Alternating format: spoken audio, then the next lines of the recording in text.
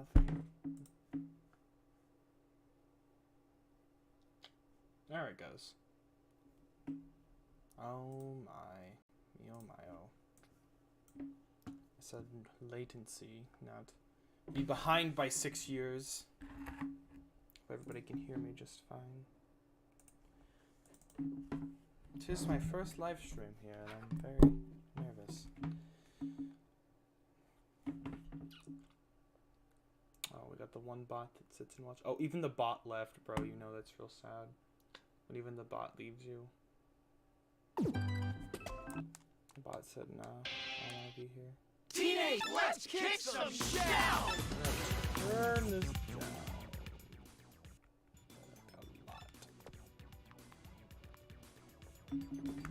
So just heads up, this is just gameplay so that people can kind of watch something while I talk. I can pause it at any time that I choose, so we can keep more of the discussions going without having to worry about whatchamacallit. Yeah, we don't have to worry about oh, my brain farted real bad there.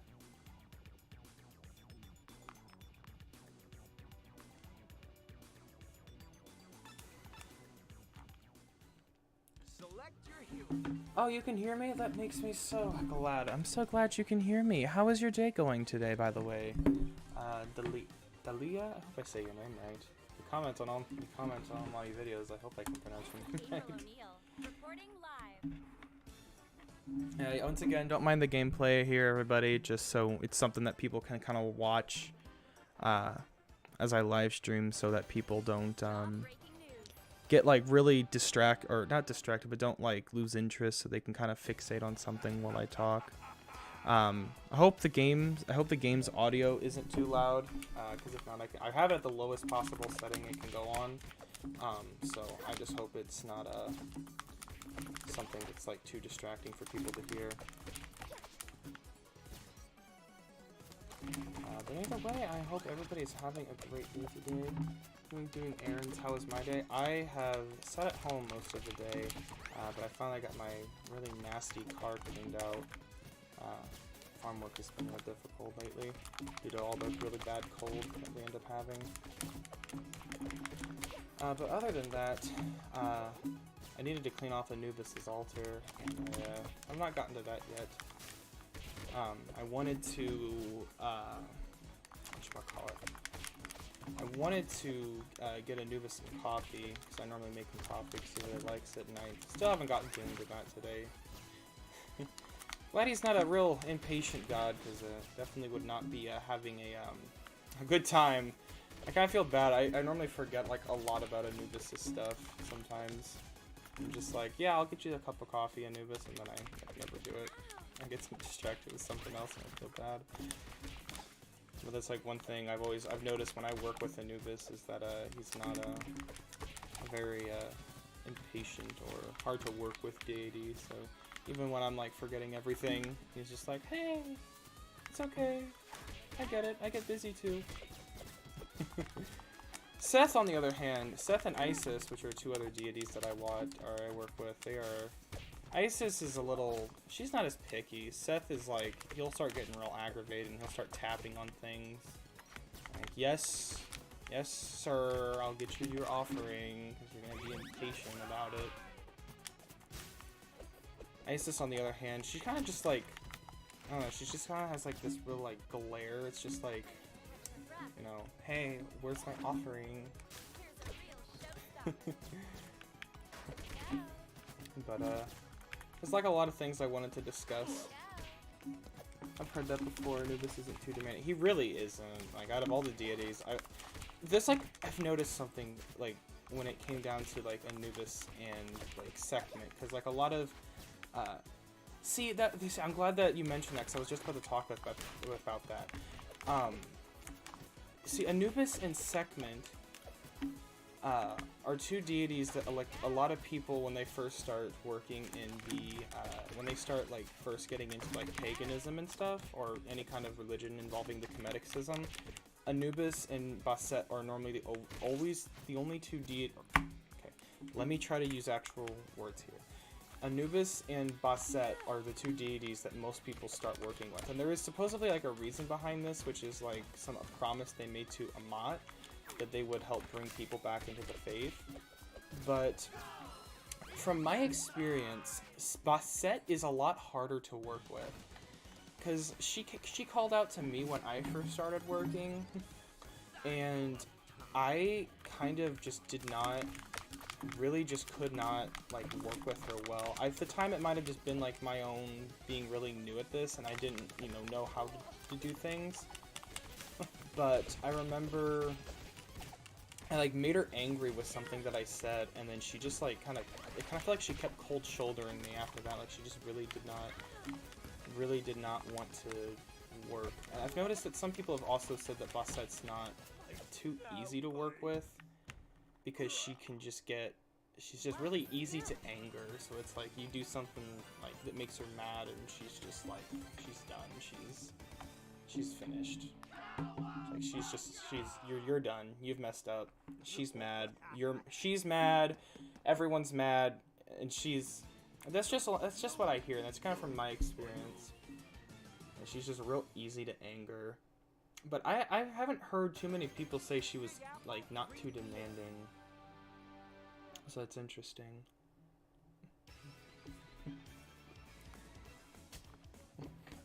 The real question I kind of wanted to ask, like I kind of want to like ask a bunch of pagans this question, and that is like, what is the hardest god to work with? Like Dalia, I might ask you this because you seem like you're really knowledgeable on some of this stuff as well. Do you know what like the hardest god to work with is, or what god is just real demanding and really like you have to like be real dedicated to them? And also, I'll be right back. I gotta go back real quick.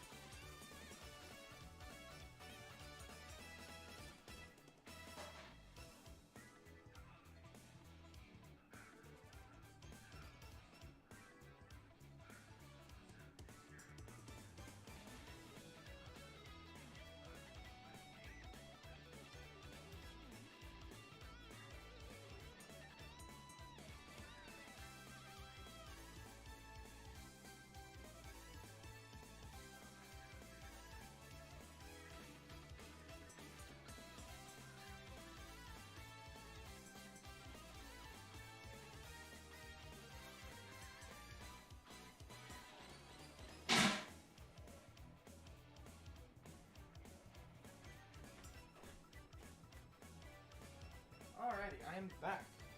All over the place. Let me think. See, I'm glad you're thinking. Because I'm thinking too, and it's like, I don't know, I feel like this would be like something.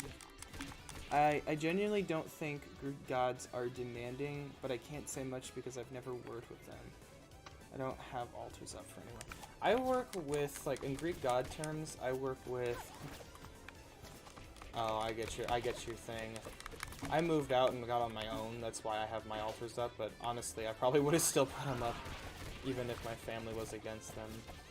But I can definitely understand your situation, because of really strict religious parents.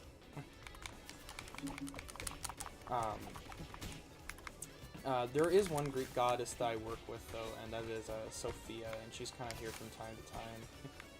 But I haven't like really got time to really intensely working with her.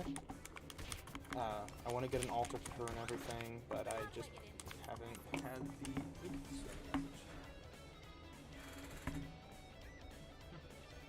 I just can't, like... I don't have, like, the money to, like, invest in, like, big altars that some people would have. Or, like, really that many altars at all, because, like, you have to get, like, a lot of things for some of your gods, and you need a statue, but statues are all, like, $40 fucking dollars. Pardon my language. It's not easy to get like altars for gods. Pagans make it out to be a lot more easier than it is, but it's like, bro. But who I'm drawn to are Egyptian gods and some of the Asian gods. Really? Some of the Asian gods? Oh, please elaborate, because I'm really interested, because like I have like a whole book on like world religion, and there's like a whole bunch of Asian gods that have like such high enlightenment that they were talking about. Please elaborate. I want to know what kind of gods you're talking about, because I was kind of interested in Susanoo.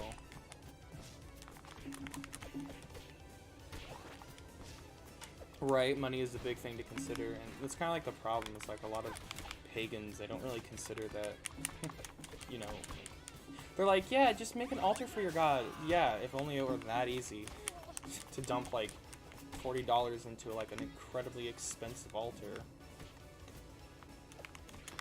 and that like not many people have money for.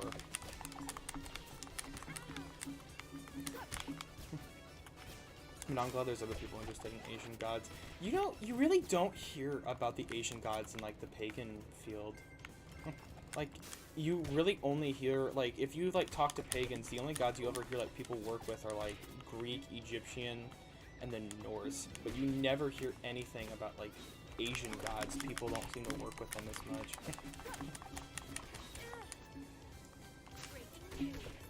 So, some gods that I know are with me Ganeshan, I hope I said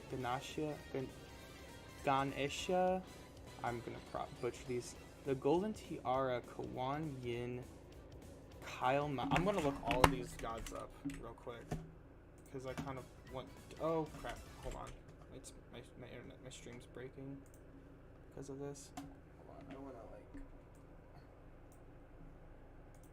real quick do this. Oh, hold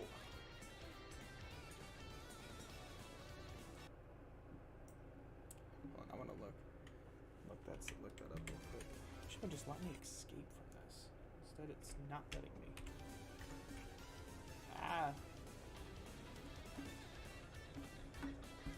Hold on, maybe I can control alt deleted, start task manager. No. Thank you, game, and I can't save, so. Okay, hold on. Okay, hold on. I got my phone. I can do it on my phone. Alright, I want to look these gods up real quick because this is just kind of interesting.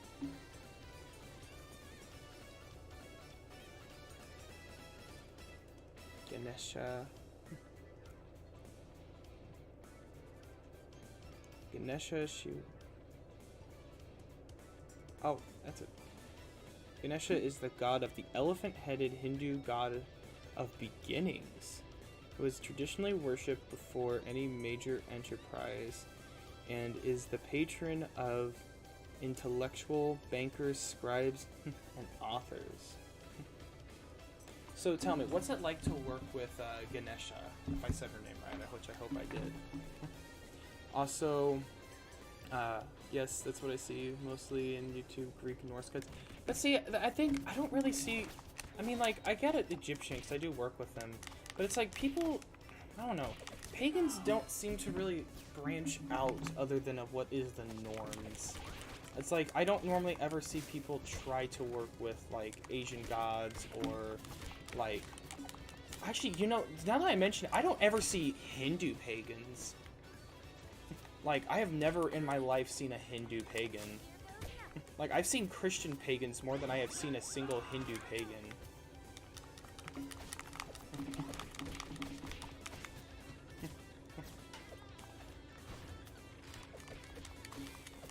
But I don't know why. But I think, I don't know, Hindu is pretty polytheistic other than Zoroastrianism, so I'm kind of, like, curious. Like, I never hear people, like, working with, like, Sparasavantia or something, Hindu god of agriculture.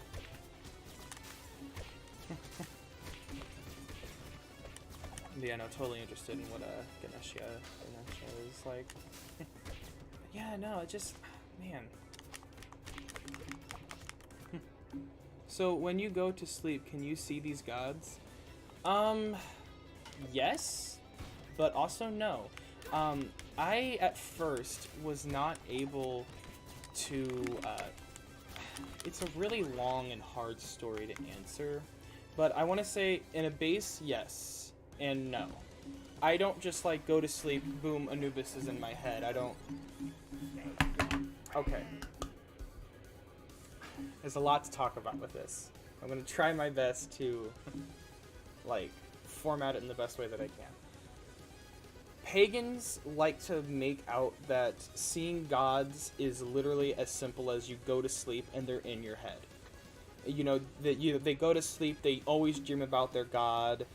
When they shift their realms, a lot of pagans will make this process out to be so much easier or so much different than what it actually is.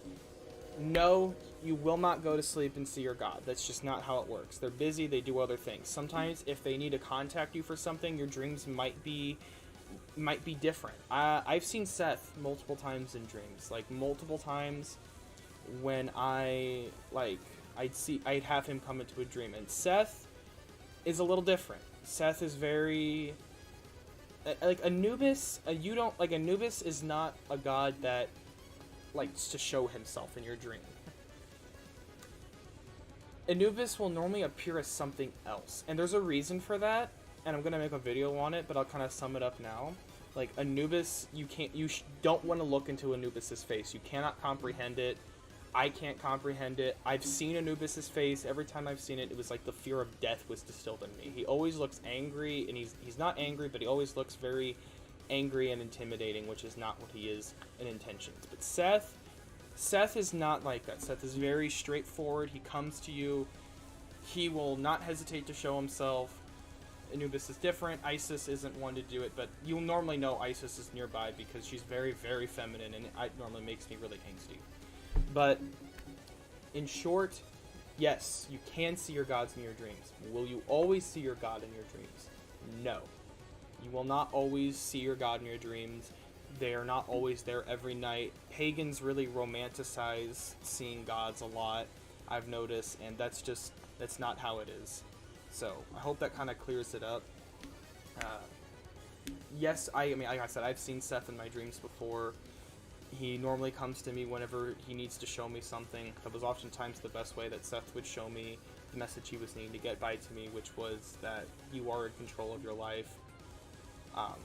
Anubis will do it, and even sometimes it took me about 2 years to fully understand when they were showing up and when they weren't, because it was like they all have a very specific pattern of things they'll do. Like Anubis, normally when he shows up, he might, if he does speak, it's very like a linear speech. Like he'll be like, it's like a hey, hi, hello, or he might not speak in very lengthy sentences. Seth, when he shows up in dreams, they might turn to nightmares. I might be getting thrown into very hard situations that I'm not used to. Another thing with Anubis, you might see lost loved ones if Anubis is visiting you. He might come as lost loved ones in dreams. Or they might be the lost loved one themselves. It really depends. Seth, nightmares oftentimes ensue, but sometimes it's just really hard situations. And Seth, I normally can always tell when it's Seth because Seth is like, he's a whole white figure, and sometimes it's like if I can't control my nightmare, Seth will start like making implications in the dream like, hey, you're in control, hey, stop.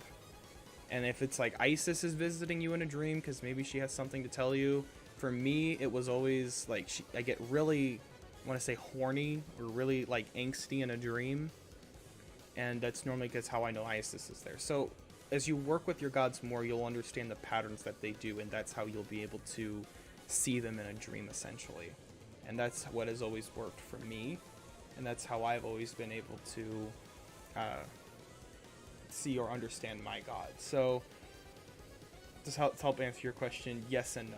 I can see them, but they're the way that you don't see them in the same sense as you'd think. And one other thing I've learned, your gods will come to you and they will not be at all what is depicted of them on the internet. Anubis looks nothing like my statue I have of him. Seth looks completely absolutely nothing like he's depicted in the mythology, and I've gotten multiple people confirming with me that what I saw was Seth because they all had the same experience. Seth is completely white. There is no black on that god.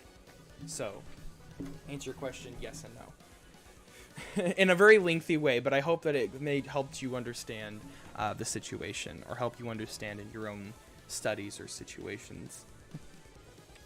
Hindus have a lot of gods, so they might not need to go outside of the religion. That is pretty accurate. A lot of Hindus have a lot of gods. They had a lot of gods even before like the Egyptians had gods. Like Ishtar was like literally, Ishtar is literally Bastet, even in many different ways. She's a goddess of sex, nature, love, war, chaos, multiple different things. Yeah, there's like a lot of it. And if you need a god of agriculture like Osiris, you got Sara Servantia. And then you also have a creator god, which if you're in Zoroastrianism, it's not really a creator god. It's more of a, whatchamacallit, it's like a creator, but it's not like Yahweh or Elohim from the Canaanite and Christian religion, even though Yahweh technically wasn't a creator god in pagan origins. But I can't really say how I work with the gods. I mentioned it's mostly been shadow work. Without that, I wouldn't be able to progress to the next chapter. What exactly is shadow work? Because I've heard a lot of pagans use that term, but I'm not sure what it means. Do you work with like the shadow people, or like how does that work? So I'm genuinely curious.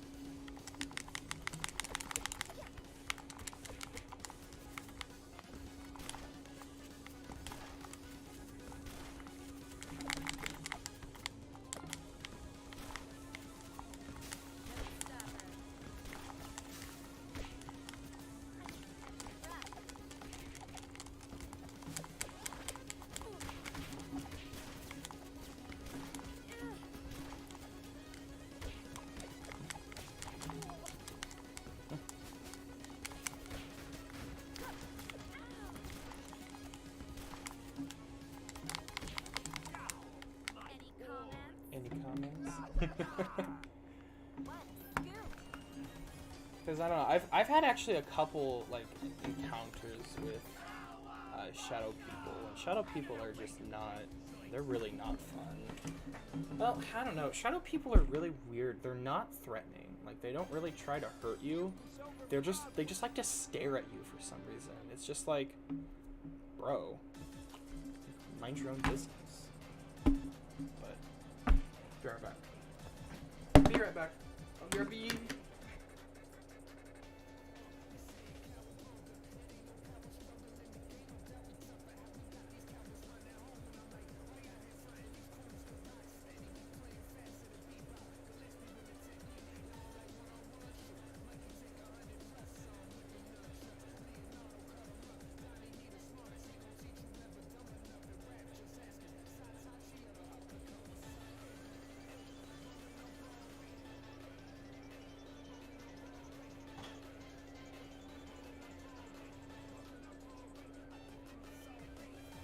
Alright, I'm back. Let's see. No, you work with your own shadows, your fears, desires that push you down.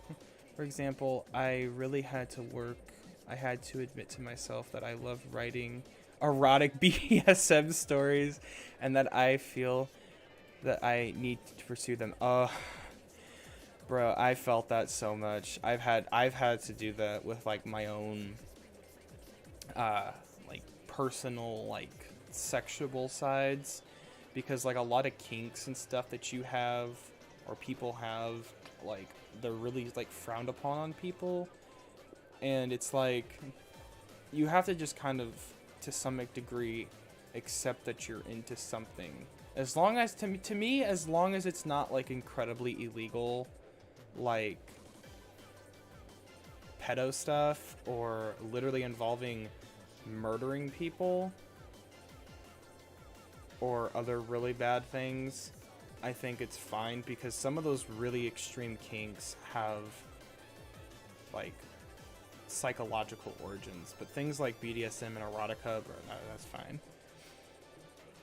Like, I have a couple, like, not safe for work things, you know, that I'm into, but, you know, I've long accepted that I'm into them, and I can't help it, but it was definitely hard, like, admitting to that. Shadow people, though, I actually, if I can find it, I have, like, a concept for shadow people that I drew. So the shadows are, like, the inner side, bro, shadow people, I'm sorry. I've had a lot of experience with shadow people, and I have like a concept for them I want to kind of share with you guys real quick. Well, I won't be able to, unfortunately. Maybe I'll do it at the end of the stream. Because I like drew a picture of what I think a shadow person looks like in its true form. But like, from my experience, and I want to ask you this too, because you've also dealt with this.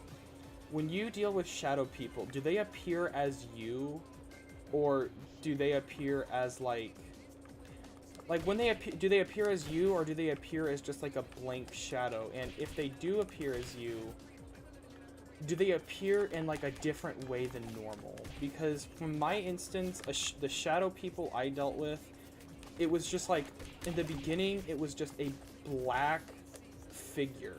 Like a black figure that had like a circle, and then, I don't know how to describe it. It had like a face, and then like the rest of its body was ghostly. So then I said to the shadow person, I said, who are you? I wasn't scared. And it just like lingered in front of me, just looking at me very intimidatingly. And I asked it, I said, you know, who are you? And it said, who am I? And it said it like exactly in my voice. And I said, yeah, who are you? It said, I am you. I'm like, you are not me, I am me. And it said, I am not you? I said, no, you are not me. It said, if you are me, then answer a question. I said, if you are me, then what is the name of my, or what did I used to call my grandma? And it said exactly what I used to call my grandma. Green Mama. And I'm like, Green Mama? What? Never had them appear as me. I've only seen them in the corner of my eye. And they seemed black. Bro, my experience is so weird. Because, like, mine, like, appeared right in front of me in its purest form. Just a black face and a ghastly body. That just, like... Yeah, it said, I am you. And I said, you are me? It said, you are not me, I am me. And it answered, like, it said Green Mama, which is what I used to call my grandma. I was, like, scared. I'm like, what the fuck, doppelganger? And I said, no, you can't be me, I am me. And it said, but I am you. And I was so confused. I'm like, what do you mean you are me? I am me. And it just said, I am you. It was just like a constant repeating until I said, you can't, you know, I said, like, no, you're not me. And then it suddenly appeared as me, but it was different.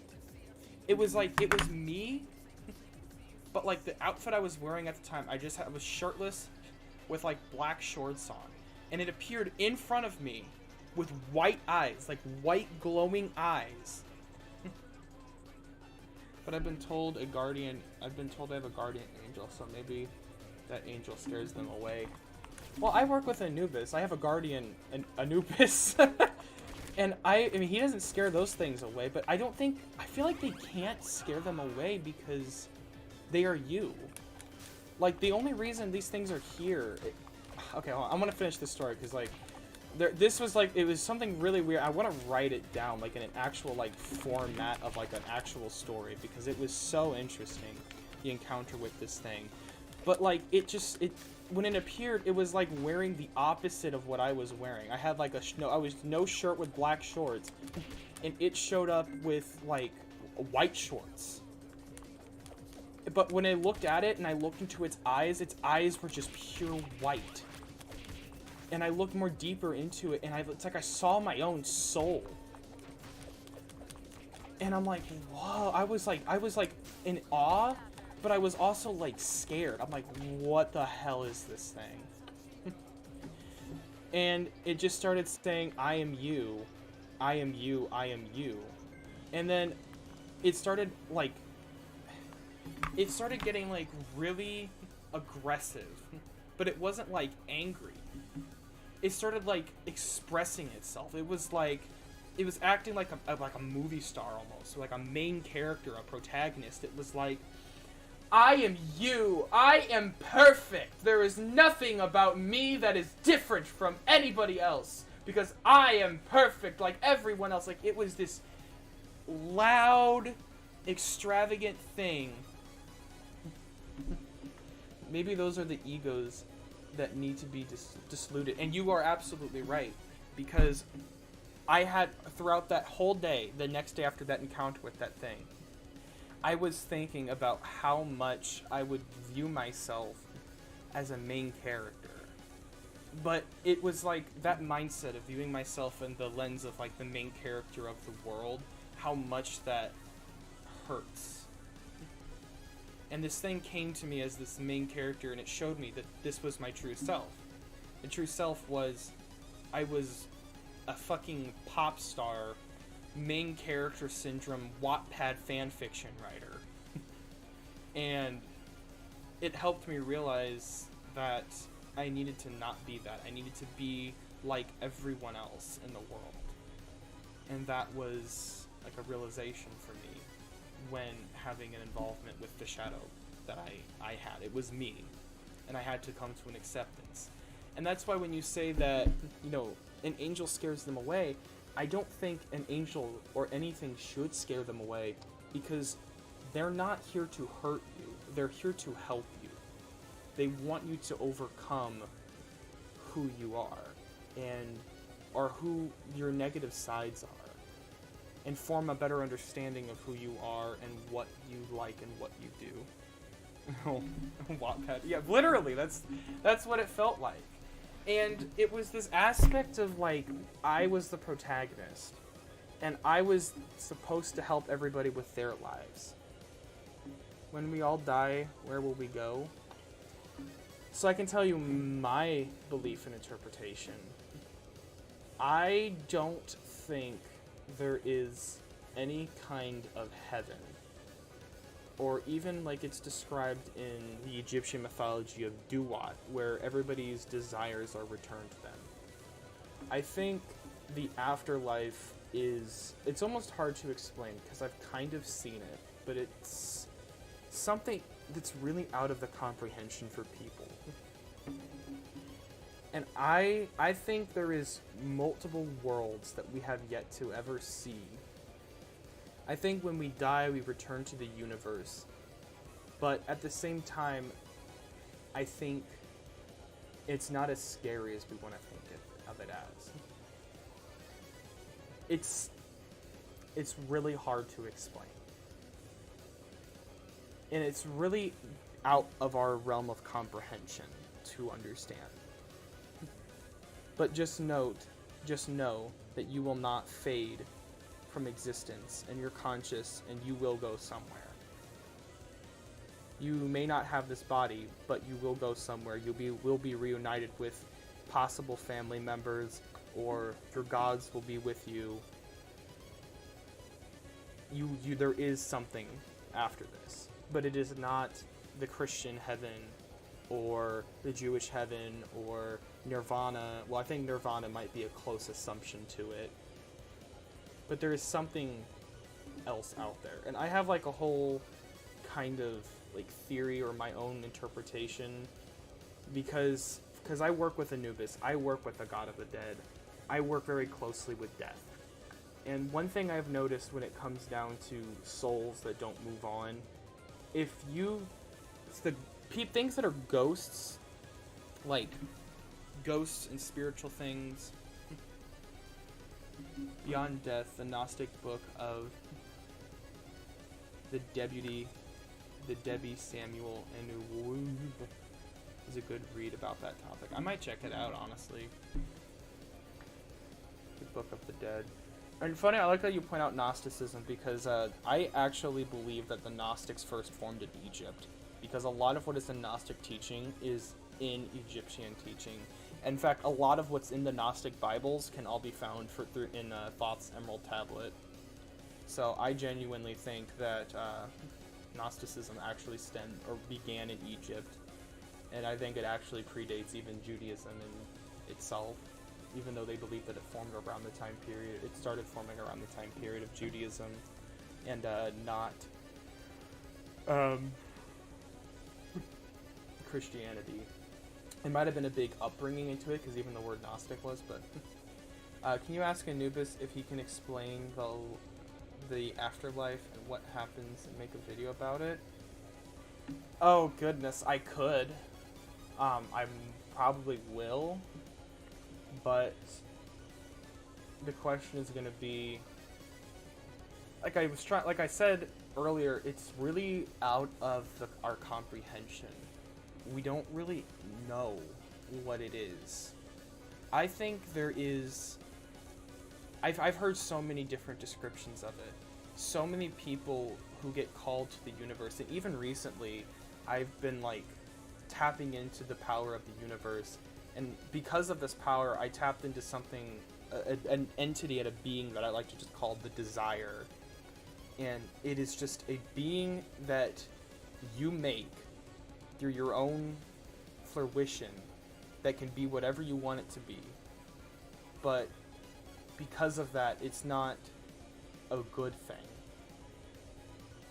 But I'll have to make a whole video. I want to make a video because I'm kind of, at this point, I've been like developing my own mythology of beings and entities that have been coming around. And I've seen a lot of just different things when tapping into the power of the universe, or kind of trying to see into the veil of the universe. And I think, and how I can try to describe it, is that low frequencies become ghosts. People who die with regrets, that's something humans can mentally understand, but I think the light codes from that are, information are important. I would agree with that. And like I said, it's hard to explain. Like, I want to explain it. I want to tell you, like, this is what it is, this is what it is, this is what happens, but it's like I can't, because I can't even comprehend it. I've seen it so many times, but like every time I've seen it, I just can't understand it. And like, I work with the God of the Dead. I've helped people move on, and you'd be even surprised to know ghosts are afraid of dying. Like, you would think ghosts that are already dead would have like no fear of death, but no, there are ghosts who are afraid of dying.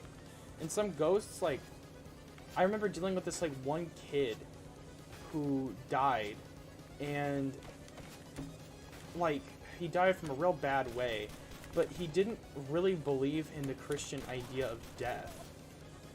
He didn't really talk much either, but he didn't really have like a belief in the Christian idea of death, and it was like he didn't move on because I think he was scared. And he was such a friendly kid too. He was a black kid. He was real chubby.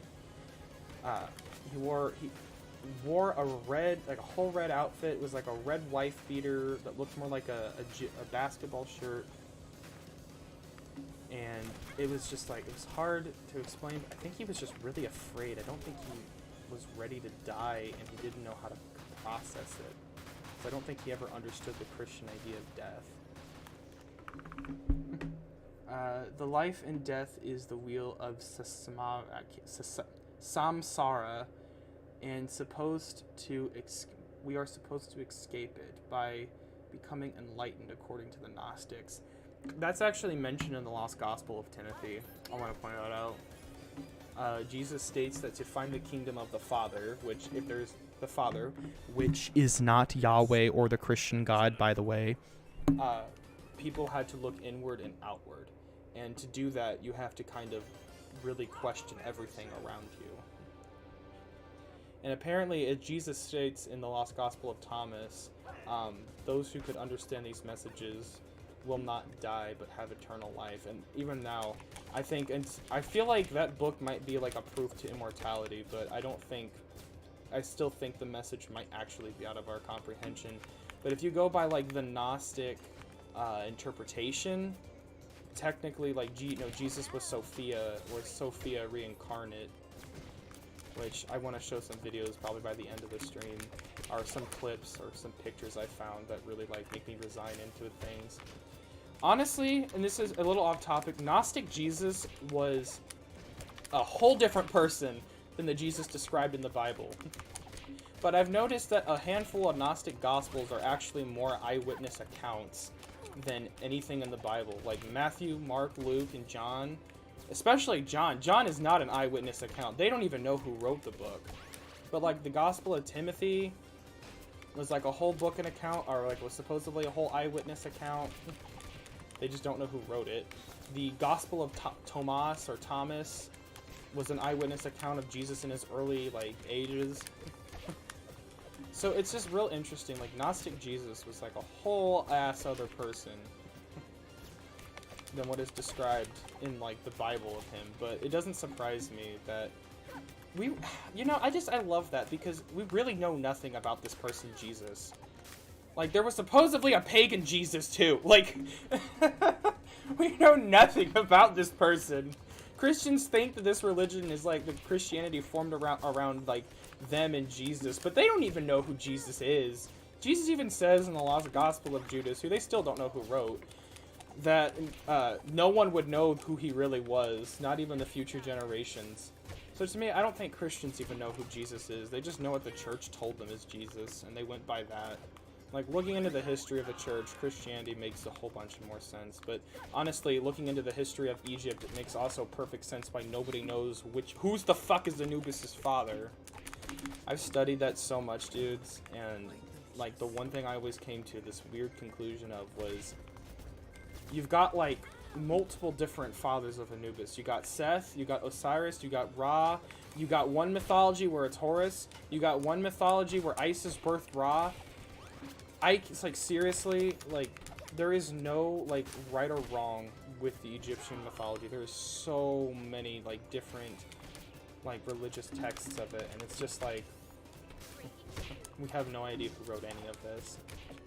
Or not any idea who wrote any of this, but a lot of the reason why we have that, like, mixed in the mythology is literally because of New and Old Kingdom. For the same reason that they suspect that Christians were, like, changing text, or why they, like, found like a lot of like altercations from the like the original Bibles. They believe that was the same exact thing when it came to Egypt, and that newer and older kingdom was like intentionally rewriting the religion because they wanted to kind of try to make it fit the agenda, and that's how we have like Old Kingdom's interpretation. I like the Gnostic text, and I do believe that Yahshua studied in Egypt in India. I also think that he was a priest of Magdalene, was a priestess, as well as Mary. Oh my, please elaborate on that theory. That sounds interesting.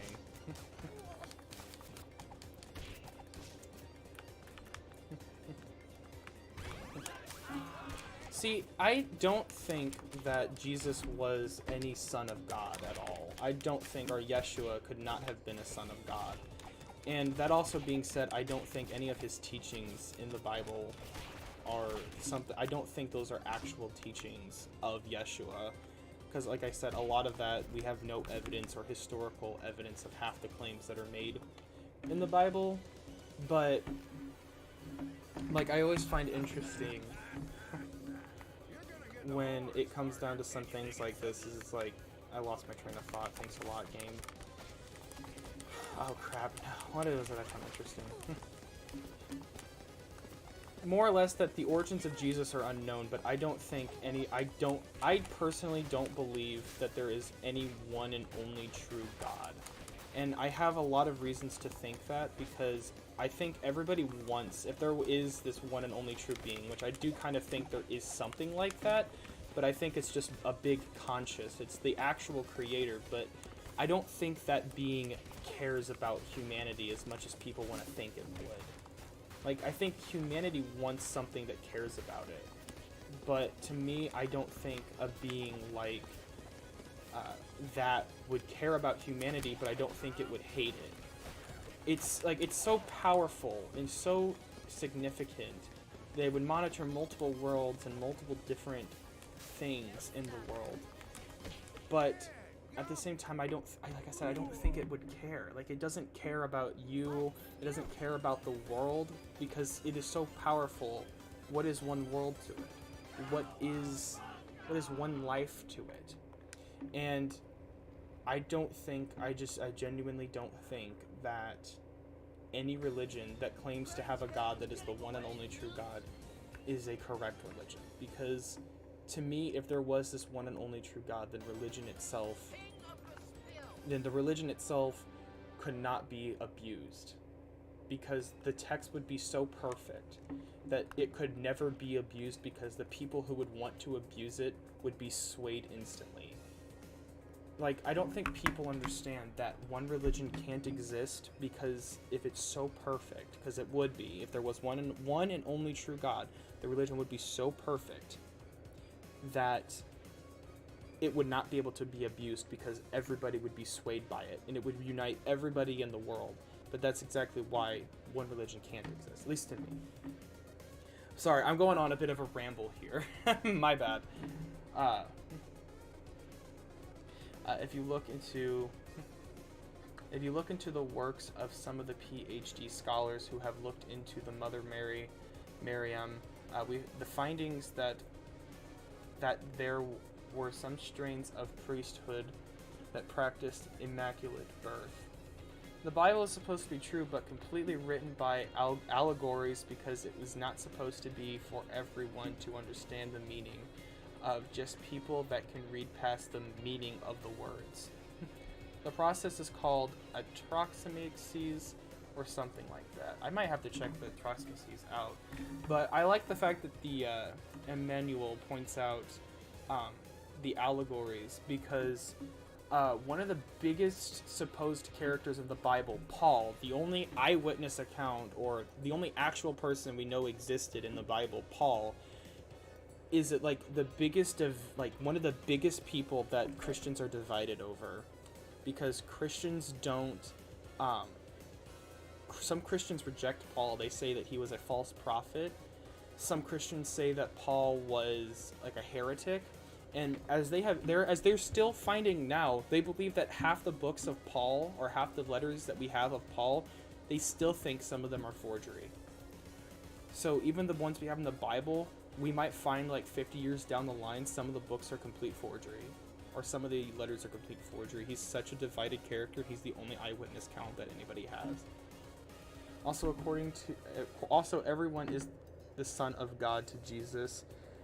He also says that everyone is God.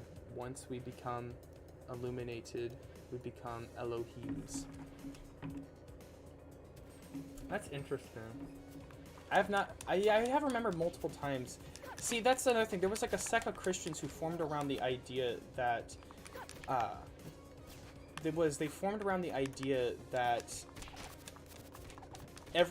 Jesus was not the son of God.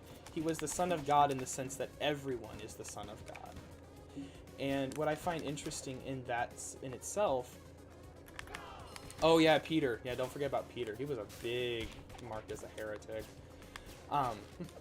But it was not that he was the literal son of God. He was the son of quote unquote God, in the same way that everybody on the earth was the son of God.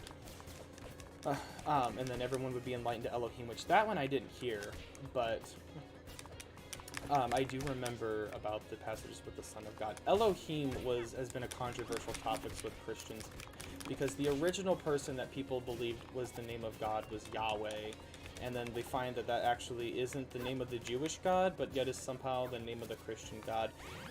A lot of things really got confusing with that, but I still don't think I can ever find myself agreeing with the notion that one God exists. Because to me, there's no way that only one God can exist. Because if only one God exists, message retracted. Well, you were right still with the Peter things. Peter is another controversial person in the Bible. John is probably the biggest one, but what was I saying about? But I can't find that notion, because any God that is the one and only true God will know that you can't come to Earth and claim to be the one and only true God, because people will fight over that.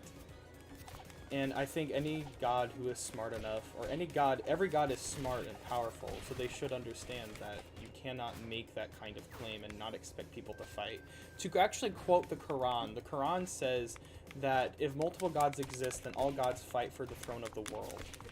To be lord of the world. But I go in against and state that not only one god can exist, because if it does, then all the people will fight for who that god is. So to me, there is no one and only true God, and I think that notion in itself is...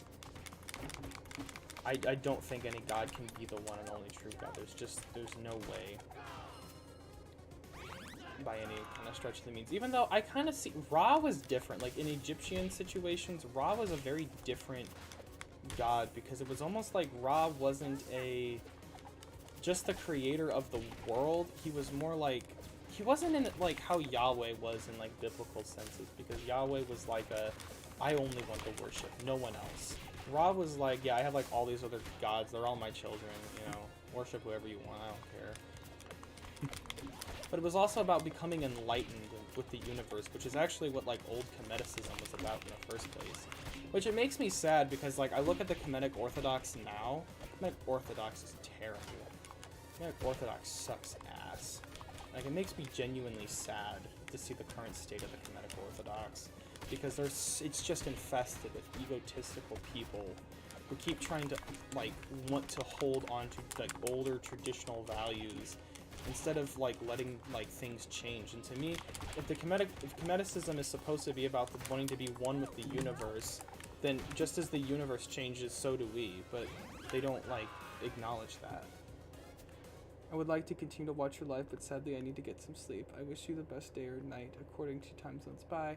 Bye, Emmanuel. I hope we see you again. I'm going to try to live stream once a month, so hopefully you can check us out on our next live stream, probably sometime in February.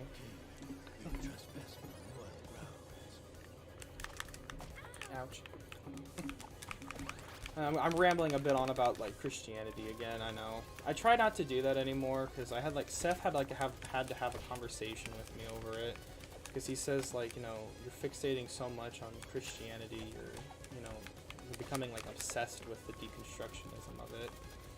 And I was like, yeah, you're kind of right. I've been, like, a lot of you guys don't know this, I have, like, a TikTok that I also, like, follow and work on, and I work with, I talk to more people on TikTok, and I've been debating nonstop with Christians on TikTok over religion, and there really is just no winning when it comes to debating these people. And one thing I found myself kind of figuring out why Christianity is so liked in the way that it is only because people think of it as true. To me, like, the only reason people are Christian is because they think the religion is true. Now, there are a couple of, like, big exceptions. I know a lot of Christians who are, like, more about the teachings, but a lot of people, or a lot of the reasons Christianity is so popular is because it's, like, perceived as true, because they think they actually have, like, historical evidence of the accounts made in the Bible, because, well, the church wanted that, so of course they established that. But yeah, Seth was like, hey, you know, you're not working on your YouTube channel, you're not doing anything, you're, like, real obsessed with Christianity and the deconstructionism of it, and you're not gonna get anywhere. And I'm like, yeah, I can deconstruct this religion, and I'm never gonna figure out, you know, the answers that I need. So I, like, took a break from the deconstructionism of it. I want to still do some deconstruction content, because, like, there's, like, I wanted to do, like, a whole video on who is King James, because, like, the King James Bible is, like, a real important thing into, like, why modern Christianity is so screwed up. But I'll have to kind of wait on doing that. I really need to get back into making videos, but I just have been, like... I kind of died, like, literally. I was, like, kind of going through, like, a spiritual awakening. And, you know, when those happen, you just can't, like, you just don't focus. You're not you. Like, a lot of you is taken away. And, like, you reflect on your life, and you have to kind of, like, think about where you want to go from there. Does anybody else have that? Like... Can some people, I want everyone in the comments, I want you guys to describe to me, what it was, how painful was your spiritual awakening? Like, I want to know, how painful was your spiritual awakenings? Do that while I run to the bathroom real quick.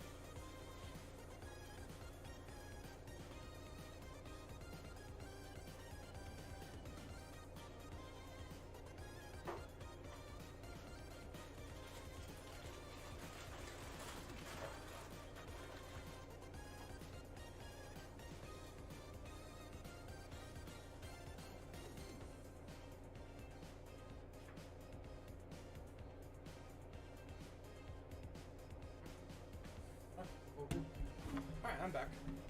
How's everybody doing?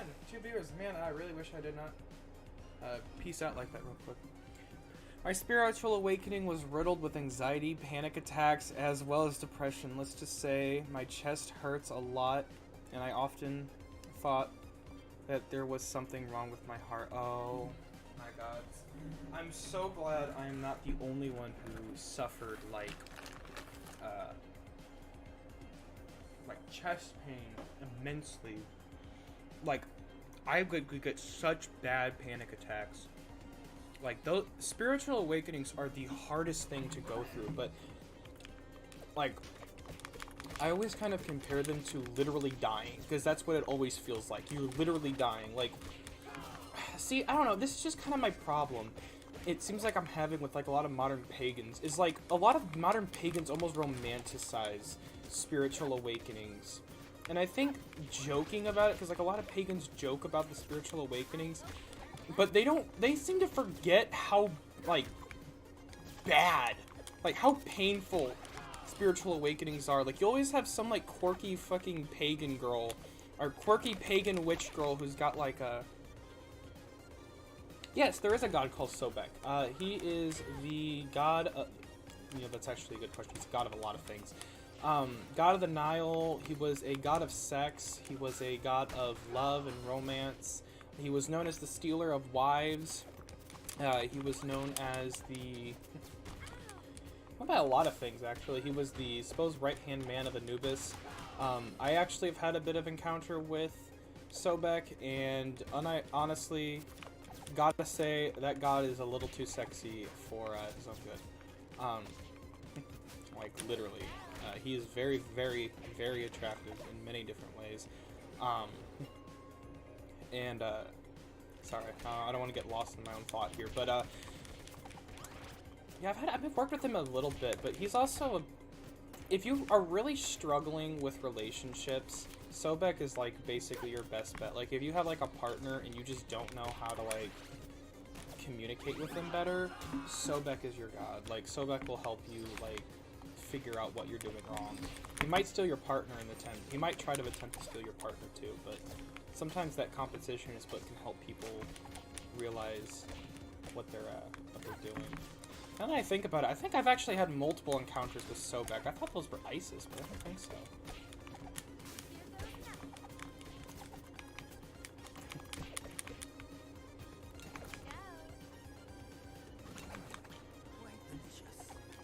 But, like I was saying before, involving the situation with, like, pagans and really romanticizing spiritual awakening, I feel like some things in paganism needs to be taken a bit more seriously, because I don't think pagans understand that some of these things, like spiritual awakenings, are not fun. They're not quirky. They are literally, at times, massive fucking pain to go through.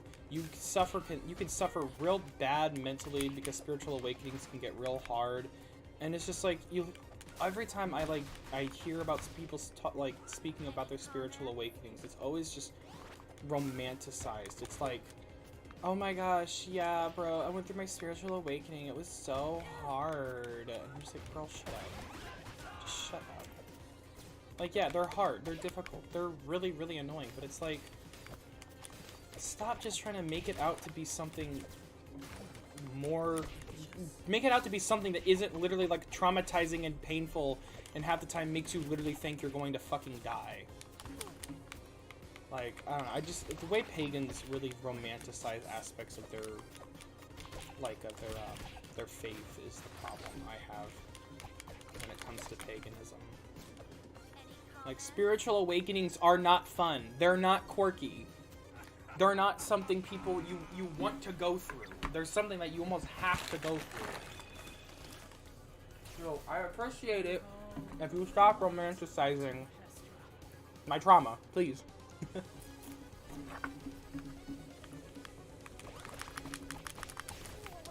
about you, Werewolf King? You ever gone through a spiritual awakening?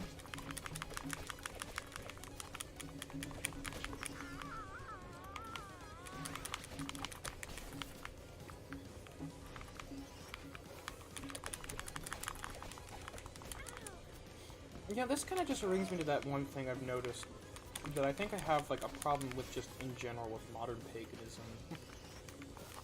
And it's just the pure fact that it romanticizes so much. No?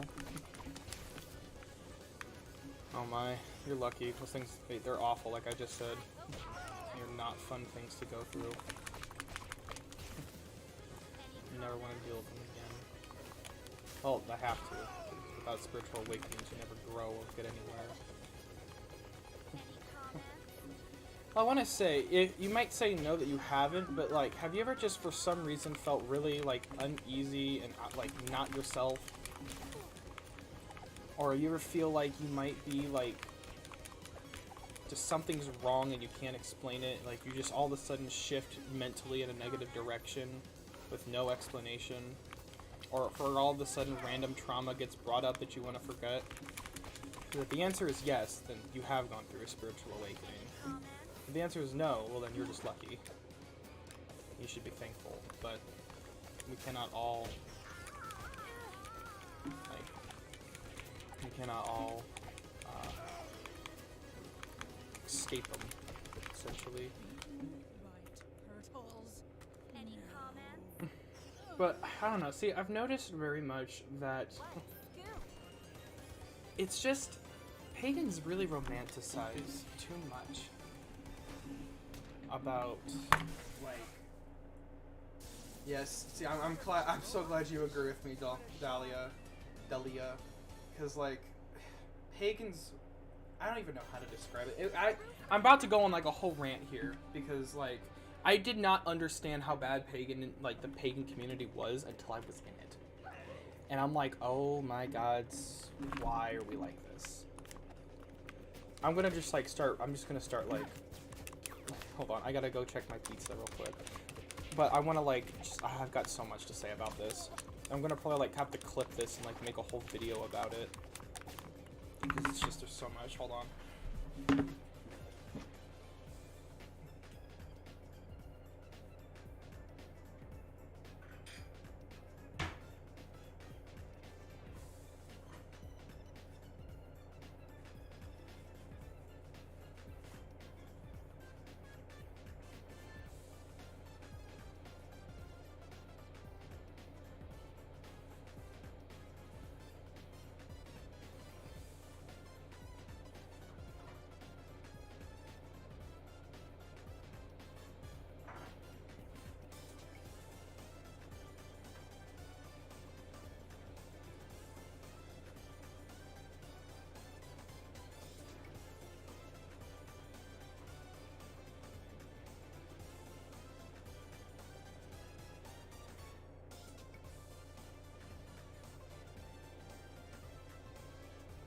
Okay, I'm back. Everyone's still here? We're all here? Good, good, good. Anyways, so, also don't forget to hit the like button, like and subscribe if you want more content. Okay, so, paganism. Some of these modern pagans, I kid you not, aggravate the shit out of me. So, like I said, I already mentioned before, spiritual awakenings are not quirky. They are painful, they are mentally exhausting, they can really kill your drive. Well, here. They can kill your drive and they can kill your motivation. They can cause, like, a whole magnitude of problems that are not, like, quirky traits. It's like, oh, I'm just going through another spiritual awakening. It's like the pagan equivalent of, like, a high school white girl being like, I'm just having another mental breakdown.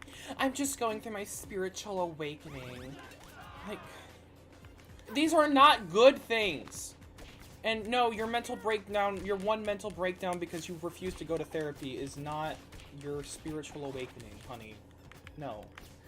Your spiritual awakening is going to be you having to immensely suffer painfully for, like, a whole ass freaking month. It's like a spiritual period. It's probably, like, the best way I can describe it. Just, like, spiritual period. It's like you're shedding off a part of you, and it's painful. There's blood everywhere. It's nasty, too. And it makes your bathroom stink real bad. Yeah, I never want to live with a woman again. But, like I said, it's like this romanticizing aspect. It's like, oh, I have another, oh, I'm getting, like, real, like, angsty lately. I have another succubus in my house. But he's not taking away my energy. He's, like, really cool, and he's kind of sweet, too. No!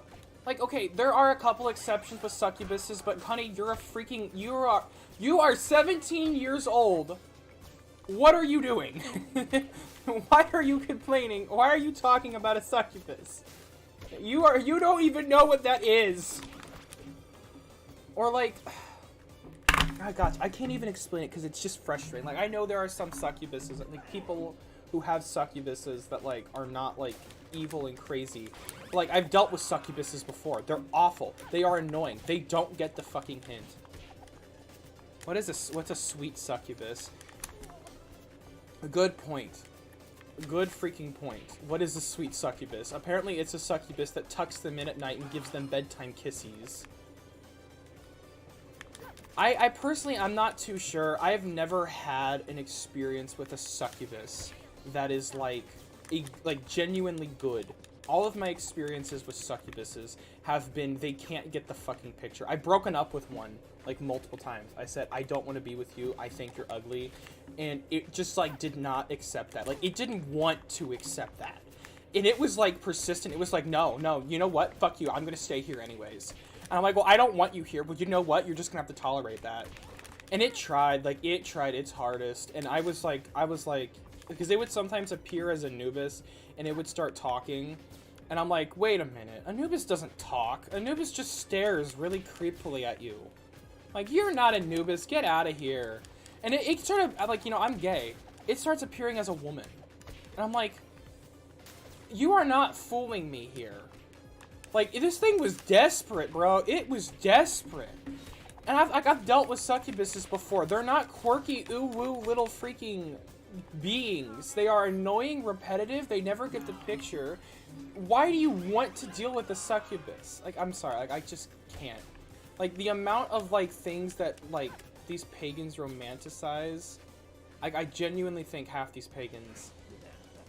I think they all became pagans, like, off of Tumblr.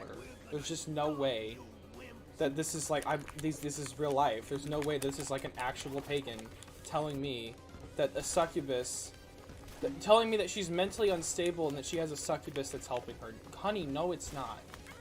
Like I know some people who have succubuses that they like really only have for like sex and stuff. But, like, those accounts are very few and far between. But I don't know. It would depend. Are you hearing your account from a 17-year-old girl who just discovered witchcraft and is more or less doing it as rebelling against her parents? The answer is yes, and she probably knows nothing about her fucking succubus. Gosh, I'm sorry. I hate some of these pagans so much. Yeah, I'm God spouse to Hades. He tells me I'm more pretty than Aphrodite. Shut up. No, the fuck he did not. You are experiencing psychosis. You are not married to Hades. Gosh. I'm married to Loki, everybody. Loki tells me every night that I am gorgeous and amazing and pretty. He cuddles me while I sleep. First of all, Loki has no pronouns. God is literally Gosh, I'm sorry. It's just, it drives me insane. It drives me insane. As someone who's God spouse to Anubis, the literal abundance amount of how much people who claim to be God spoused are not actually God spoused. Like,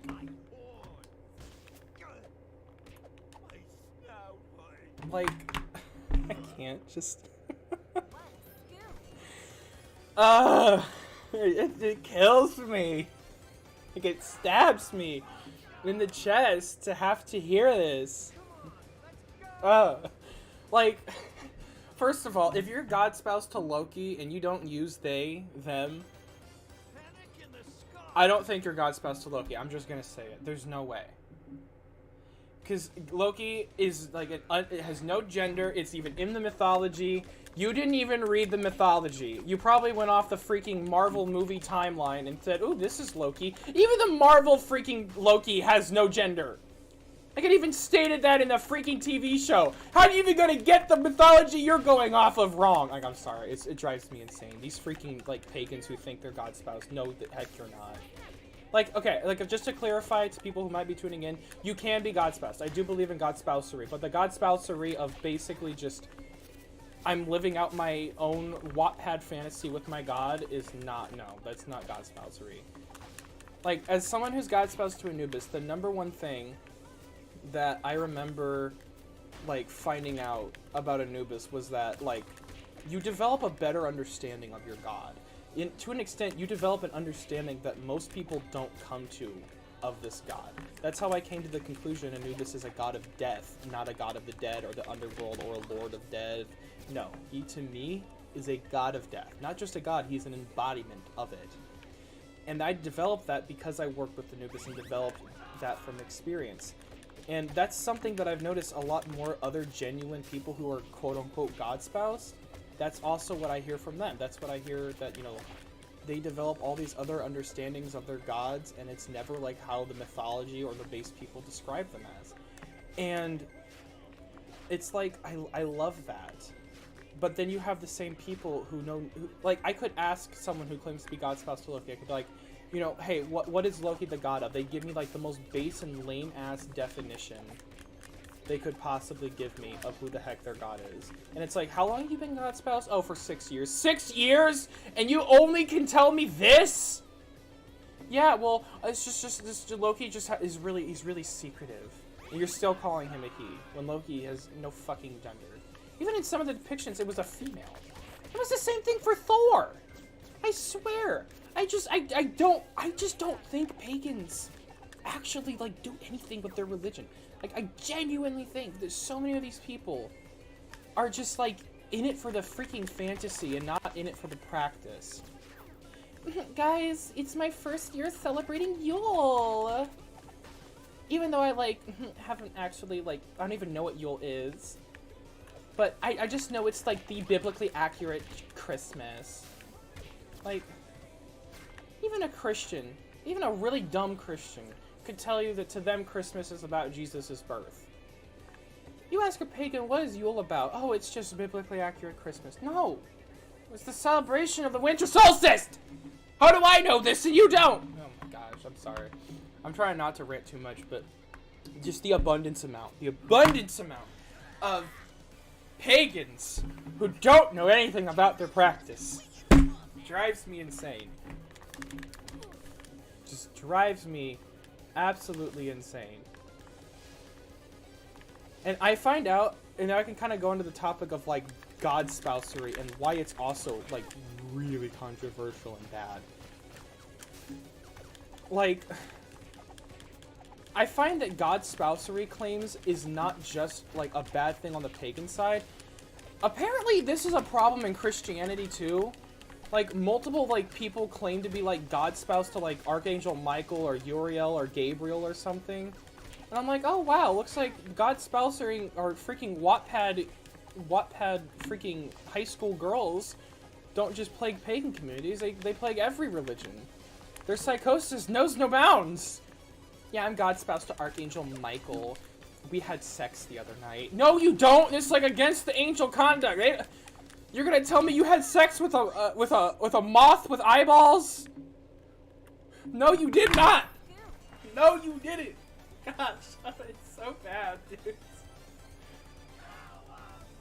Just no, you're not. You are not God spoused. Your God. It is not just romance. God spousery is like a commitment. It is an understanding. It is wanting to work with a God your whole life. What? You can't be God spouse to the archangels? Apparently people are! Apparently people claim to be. It's so bad, dudes. It is bad. It's not just normal bad. It's bad. Oh my word, hold on.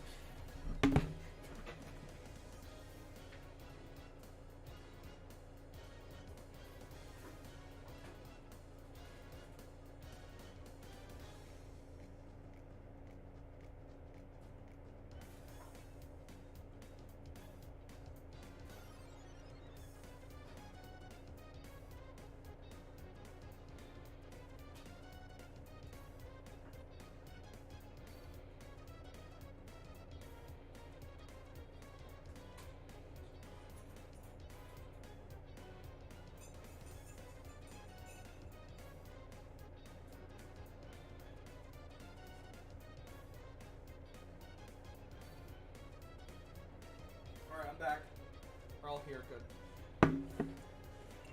Who are these people? Archangels don't God spouse.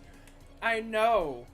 But this is not even just archangels. Like, people will claim to be God spouse to literally just the angels themselves.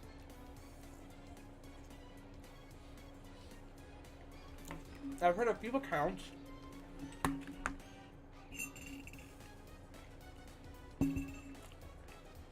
Of people claiming to be God spouse to like Jesus. But like this, like not even in like a nun sense. It's like, yeah, Jesus comes into my room every night and he cuddles me to sleep because he loves me. No, he doesn't. First of all, which Jesus? White Jesus? Because I can guarantee you that Jesus probably don't exist.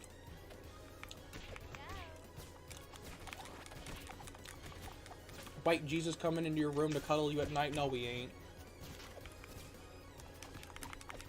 You gonna talk about Gnostic Jesus? Which Jesus, bro? The right one. Which is the right one? I want you to answer me that question. But no, like, if you can like look up, there's like multiple people who claim to be freaking God spoused. It is bad. There is some people who claim to be God spoused to like Hades, and they'll flat out say that like Hades says he loves me more than his wife. There was this one girl. They need to do research, research angels more. Any type of angel would not do that because it would lower their frequencies. It absolutely would lower their frequencies. Although, I don't know, I've worked with Anubis and his frequency, well, actually, I don't know. Well, then again, marriage is like a whole, God spousery is like not the marriage that people think it is. It's a very misunderstood concept. I literally want to make like another video, just God, like, I already did one, like, God spousery, why it's so controversial. Now I feel compelled to make a video, like, God spousery and why it's so misunderstood. But I might do that at another time. But no, like, gods, I know. Just, and as somebody who's, like, you know, pagan, it's just, I can't, like, take these people. Like I said, I know somebody who claimed to be, like, the reincarnate version of their god. Like, of their god's wife. Like, someone deadass was like, yeah, I'm the reincarnate of... it wasn't even Aphrodite, it was whatever, who was Hades' wife? I know that kind of varies on translation. Yes, do. Please do make that video. I will. I've got like a whole bunch of videos that I wanted to make. But like, gosh, I forgot. Whoever Hades' wife is, they literally claimed to be the reincarnate of Hades' wife. And I'm like, girl... Like, when I was first doing research into God spousery, the first thing that came up that says how to tell if you're God spoused or how to tell if your God wants God spousery, the first thing that came up was you are not God spoused if you think you're the reincarnate of their lover. That's not God spousery. I can't. And oh no, it gets even worse. Persephone. Oh, gosh, I butchered her name. Yeah, that lady. Yeah, that god. Yes. There was another girl that, or they, them, I don't know I don't want to call them a girl because that's not their pronouns. But, there was another person that, like, she claimed that, like, her god won't let her date other people. I'm like, number one, that is not your god. Your gods will never do that. Like, that is a red flag. You are not God spoused. If your god is ever telling you, like, hey, you know, you can't be with people. Okay, hold on. I'm gonna pause because I'm gonna like have to say this, and I'm gonna like clip this and post it on YouTube. Here are ways of telling if you're not God spoused, or here's how to tell if your god is actually wanting God spousery or not. And here is how to tell if your god is not wanting God spousery. Or more importantly, here's how to tell if you are God spoused or not, period. If your god has any toxic traits, like restricting you of marriage, or like they don't want you to get married, or They you can't date. They don't want marriage. They become incredibly needy. They start making you feel insecure. They push you for sex offerings. If you feel like you have a chokehold on you at all, you're not God's spouse. Not even in the slightest. I speak from experience because I've dealt with some of those things with Anubis. And like a lot of times I used to think Anubis was like not wanting me to relieve myself unless it was to him. That's not the case, because that's not how sex offerings work. That's not how marriage works. Anubis is a literal god. He does not care who I relieve myself with. And you basically, if any traits of your god spousery is something that would be applied to a marriage between two people, you are not god spoused. You're not. If there is more romance than there is deity work in your relationship, you're not god spoused, with only a few exceptions of gods like Apollo or gods that are more romantic. Those are the only gods who might have more exceptions, because romance can be a bigger thing. Some gods like Anubis, they're a lot more affectionate. They might do more affectionate things to you because you're theirs, but you should never feel constricted in your god spousery. If you ever feel constricted in your god spousery, you are either the problem or you're not god spoused. I just want to clear that. Because I just know so many people clearly associate their deities with toxic traits, and that's not the case. Your god will never restrict you from loving somebody. Your god will never restrict you from loving somebody. Your god is not going to be your romantic partner. They might be more romantic. They're not your partner. They are your god. They might do romantic things, like Anubis. Anubis kisses me a lot. Like, I've had him multiple times kiss me on the lips. Sometimes he'll do it randomly through the day. I've had Anubis wake me up with hugs. I've had Anubis cuddle me when I was really sick. Like in a dream, he'd appear and he'd just hold me and cuddle me while I was sick. I've had Anubis do a lot of things like that. Does this mean that Anubis is my husband? Does this mean I'm gonna go put him on like an insurance? No. Am I gonna go make a loan with his name on it? No. Your deities are not your partner. They are still your god. To put them in the same category as a partner is disrespectful. So don't do that. I've said what needed to be said.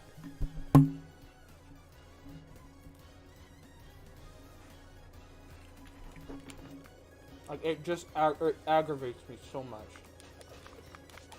that people don't know what the heck god spousery is, and they just play pretend. Some of y'all really just have psychosis, and it's a talk for your therapist, not TikTok.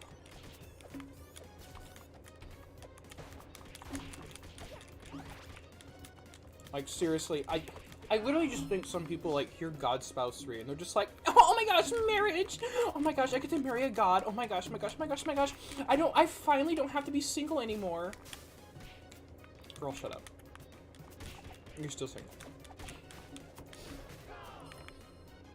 Like,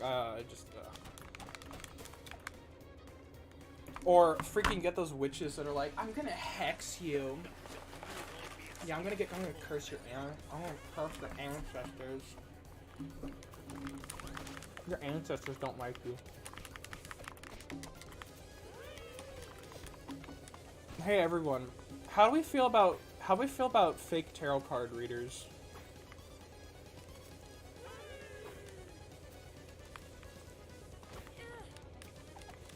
What's our thoughts on some of these tarot card readers?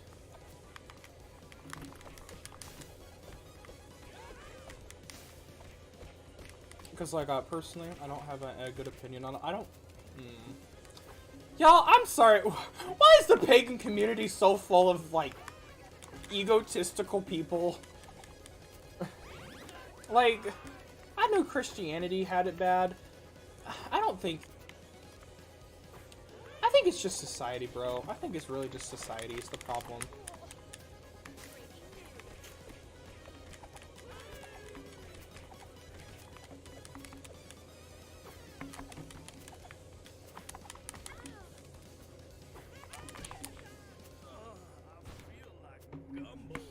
From my experience, I have never gotten a tarot reading. But I've done my own tarot readings, but I've never gotten a tarot reading from somebody else. Because I do not trust other tarot card readers.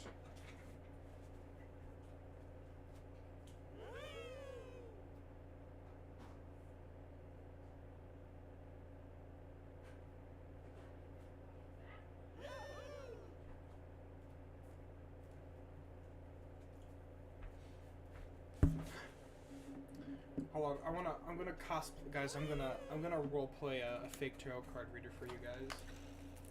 Just so you guys can feel what it's like.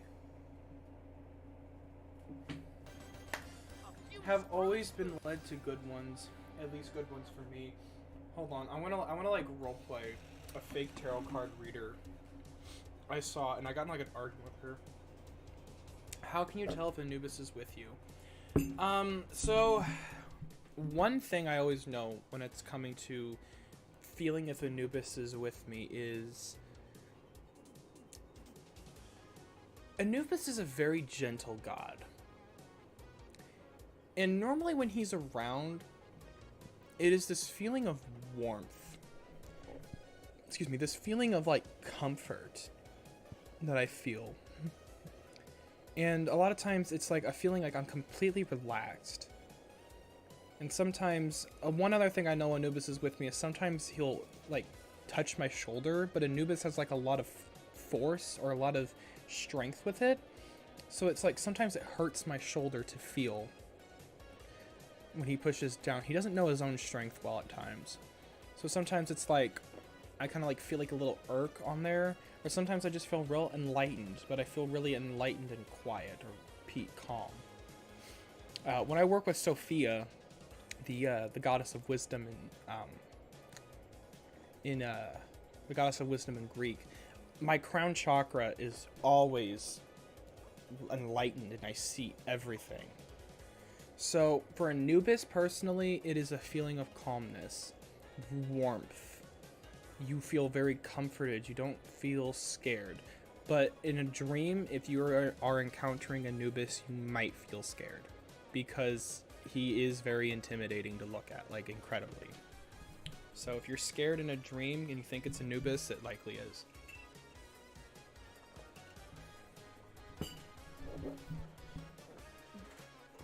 I hope that cleared it up for you. If you have any more questions, feel free to ask, because I will like stop anything I'm doing just to answer them.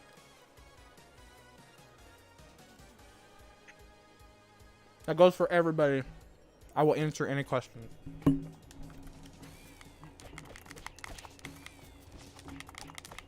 But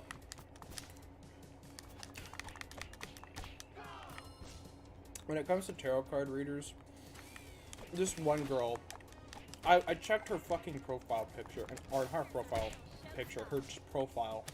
All she is tarot card readings, and they're always the same thing. She'll like pick up her deck and she'll be like, "Hi, I got a message from the gods." And she shuffles her deck and she pulls out her cards and she's like, "Oh my gosh, guys, look, we got the page, we got the 9 of pages, the 10 of wands. Guys, it's the lover arcana. Guys, whoever this is, you need to go after right now." Here's how you know a tarot card reader is fake. At least if you're like scrolling through YouTube or TikTok and you come across a tarot card reader, that's how you know they're fake. If it has anything to do with a lover, they're fake. If they're really not professional in how they behave, they're like, or if they're like constantly making jokes, they're like, "Oh my gosh, like the universe was like totally like communicating with me, and the universe was like telling me that like, you know, there's something that is trying to get to you, so sit down and listen up, girlies." Like, to me, a tarot card reader needs to be professional. I'm not going to take you seriously when you're sitting here clicking your nails together with your black hair and your freaking like tarot deck from hell. Like, I have seen differences, but to me, I don't think a lot of these tarot card readers are genuine.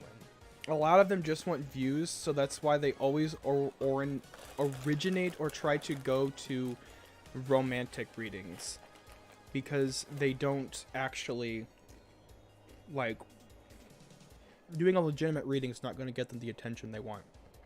That's why they don't do it. So, like, they could do a normal reading, won't get as much views, because, and it's like they could manipulate the algorithm. It's like, you know who watches tarot card readings? Edgy girls in high school that are having a crush on a guy and they think it's their soulmate. I was once that guy because I was like gay and like thought every guy I had a crush on was my soulmate. It was terrible. And it's just like, guys, this random woman appeared on my For You page. It was definitely random. It definitely wasn't the fact that I like every single video of tarot card readers, and then she just so happened to come because the algorithm read it to her, and it described all the characteristics of my crush. He's my soulmate, guys. Jonathan is my soulmate. I need to go after him. The tarot card reader told me to. In her 3-minute video, or even less than that in some cases. Girl, I'm being like this. I'm being like 100% honest. Your crush is not your soulmate. I hate to break this to people. Your crush is not your soulmate. If you have a crush on them, they're not your soulmate. If you like them, maybe slightly romantic, that's one thing. If you're crushing or you're obsessed, they're not your soulmate. That's another one I see. Like, I want to make a video, like, how you know that you're not their soulmate, or how you know they're not your soulmate. And one of the number one things to keep a lookout when you're trying to differentiate if someone's your soulmate or not, if that person, if you are obsessed with that person, they're not your soulmate. Obsession is not a correlation to them being your soulmate. Now, there is an exception, because I've talked to people who have soulmates, and the one thing that a lot of people say when they say they've met their soulmate is they couldn't stop thinking about them, but they didn't know why. And it wasn't because, you know, they had a crush on them. It was because it was like they didn't even know this person, and yet they couldn't stop thinking about who this person was. Those are the only accounts I've seen of genuine soulmate contacts. Your high school crush, Cody, he's not your soulmate, dude. Get over it. Just accept the reality. He's not your soulmate. Move on. Obsession or codependency? Both! Codependency is terrible. People, like, literally want codependency, or they want to be codependent on somebody a lot half the time, and it's awful. Codependency is not... They are not your soulmate. If you can't be dependent... If you cannot be independent without them, they are not your soulmate. You need to find somebody else. Well, no. First things first. Work on yourself. Then find a soulmate. Because if you need codependency, you're absolutely 100% not ready for a soulmate. Because you should be able to separate yourself from your partner.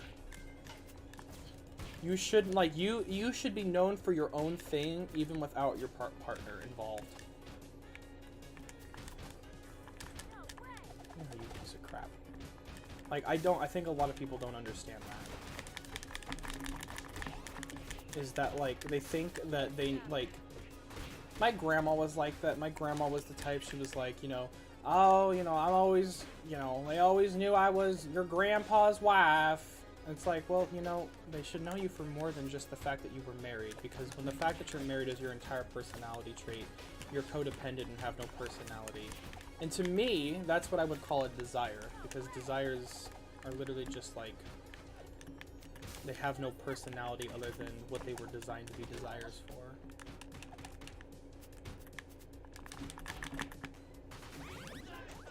Yeah, no, seriously. I hate the soulmate things, but tarot card readers, like a lot of these fake tarot card readers play off of that because they know the people who watch their content are people who think they've met their soulmate and that these tarot card readers have the answer. And like, I've even seen it like multiple times in comments. You'll have like a edgy girl be like, like, I've seen 3 freaking tarot card readers and they've all said the same thing. Honey, you ever thought for maybe like 1 second that it's likely not it's not the universe, it's just that's how people operate. Well, no, you didn't think that, because unfortunately that doesn't give you the answer you want. So yeah, no, that's just tarot card. I hate tarot card readers because I just can't. I don't think any of them are genuine, and the ones that are genuine are always the ones that don't get any publicity. After this stage, I'm gonna pull out a tarot. I'm gonna pull out my own tarot deck, and it's not like a typical tarot deck. It's a moon tarot deck. It operates differently. There's no Page of Wands. The twin flame thing. Oh gods, no! Don't bring up this guy. Oh no. Oh, twin flamers. Tell me your story. Do you have any like stories involving like cringy twin flame people? Guys, I've met my twin flame. Look at me. He put out my fire, bro. It's my twin flame. Shut up, please. I want to hear more people's like, stories. Do they have any stories with these kinds of like people? Like seriously, it's just so many. I really think it's just a testament to how desperate people in society are. After this video, I'm going to shuffle my Moon Tarot deck, or not this video, after this stage, I'm going to shuffle my Moon Tarot deck, and I'm going to, like, do a reading for everybody in this chat. Because there's 2 people, but I might pull out just one card that is, effective towards everybody that everybody can relate to. I'll ask Anubis and see if he can give some people his wisdom. And my Moon Tarot deck does not operate the same way that other tarot decks does. It gives you a pretty, like, clear depiction of what the cards are. It'll flat out tell you what you need to do and what the card means. It's not like typical tarot where you've got, like, Page of Wands, the Pentacles, and stuff like that. It is, like, it's all based on moon cycles.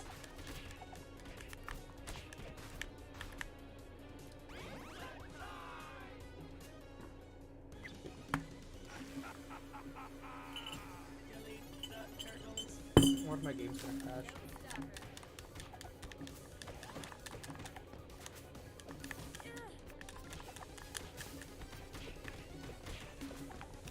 No, dudes, like, freaking, you know, twin flamers. I knew this one girl on TikTok that I was friends with. What I've seen on the twin flame things is that people are either all for it or all against it. There are a few who actually speak the truth on it. What is the truth on twin flames? I'm kind of curious.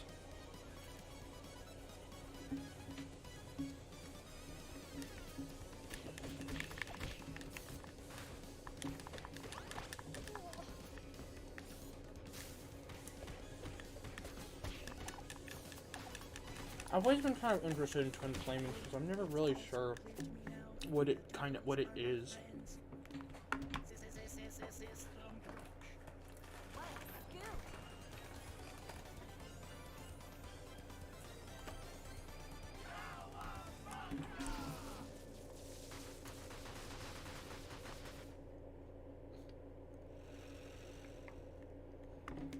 Like, what even is it? How did that concept even, like, come to existence?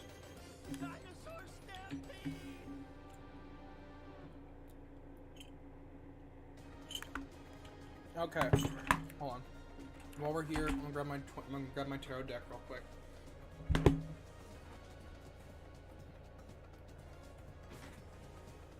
Is Satan evil? So the term Satan was, originally just a term in Hebrew for rebel or adversary.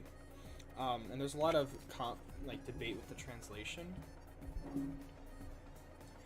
There's a lot of debate on the translation. And it kind of would really depend on how you would interpret things. I actually work with Lucifer, or supposedly the person who rebelled against Yahweh and was struck down from heaven. Satan inherently is not evil. To me, the fact that he rebelled against Yahweh in the first place shows he's got more character than the God himself. But no, Satan's not even really biblical. It was just a term they used for adversary. When you ask is Satan evil, it's more of which Satan. which I don't want to talk too much about the Book of Revelations because the Book of Revelations is deemed heresy multiple times, but most of the passages that talk about Satan were also deemed, you know, no author or no evidence of authors, so it's hard to say.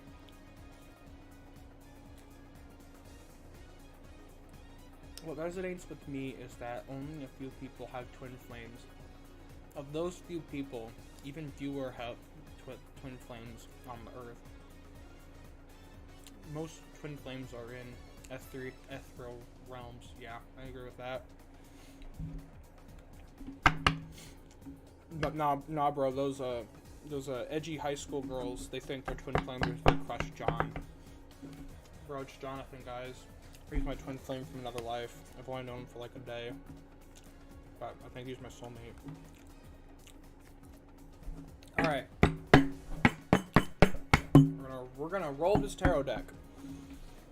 Everybody, channel your energy. Lord Anubis, I will give you an offering. You share your wisdom with these people.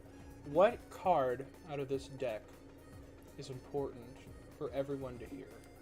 What is your wisdom for us today, Anubis?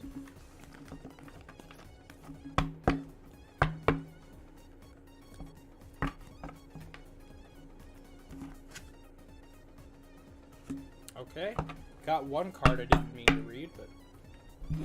Alright, I'm going to pull 7 cards, and I'm going to kind of do this how I normally do it. I'm going to try to tell a story with these cards. I actually, I try not to, I hate to bash on people like this, but this is kind of me. I actually have been able to see the future before, or I can kind of see people's futures by palm readings, but I don't do them in like the same way that like some people would do. I tell a story. Whatever story comes to me is the story that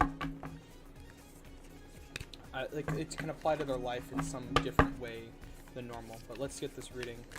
Wish you guys could see me shuffling the cards. You probably can't even hear it. My mic is so good at muting sound.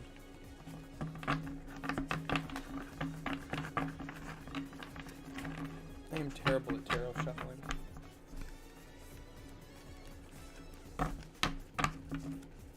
Trying to hear Anubis' voice. Why don't you guys start? I'm interested in doing palm readings. I wish I could see you guys, because like I'd totally be down to give you guys some palm readings to see what's in your future. A lot of times when it comes to some of my palm readings, like I said, it's all about like a story that gets told through the reading. Like I don't see exact events. Actually, well, I don't see exact events. I can see when the person will die, but I can't really see how. I can only see. I can't even really see when. I can just see, like, it's hard to describe. When I do a palm reading, I look into death's door. And I have, like, a couple interpretations of how to tell what the death's door's meanings are. If the death's door is steel, if, like, it doesn't move and it's completely steel, it means the person will resist death until, the person will resist death until they can no longer. If the door moves, because a lot of times the door moves with a line. If the door falls off the line, however many times the door falls off the line, it means how many they can die at any time during those events. So the door kind of just shifts and moves in strange ways, and that's how I kind of like can tell if, you know, how they're gonna die. I can't really see when. Sometimes, like one time I saw a car crash, that was about it. If the door just keeps going for like a long period of time, it means they're gonna have a long life. If the door doesn't seem like it's going long and it goes short, it means they'll probably have an average life.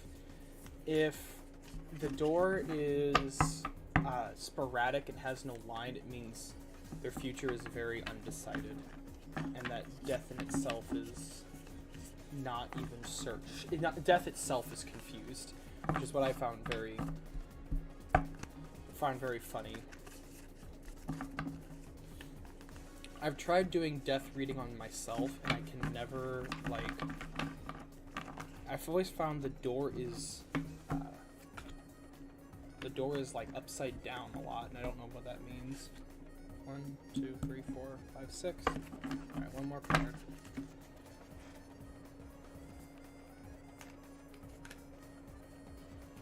I don't know how some of these tarot readers shuffle this deck. Like, I'm trying to do like the throw one card in, pull it out type of thing. I can't get it down. I'm on Anubis. What's the card everybody needs to see? What do you mean I already passed? What do you mean there it is? Which card? Oh, okay. Just drop the card out of the deck. You see, if you had just done that before, we wouldn't be here. You took forever. That's okay. I love you either way. Alright. Got a bunch of cards. We're gonna... I hope... you guys tell me if these cards resonate with you in any way. Not sure what cards these are. Alright. I'm gonna close my eyes. Feel which card I'm drawn to more. Alright. First card. The first card that I pulled says your commitment is being tested. It is the first quarter moon.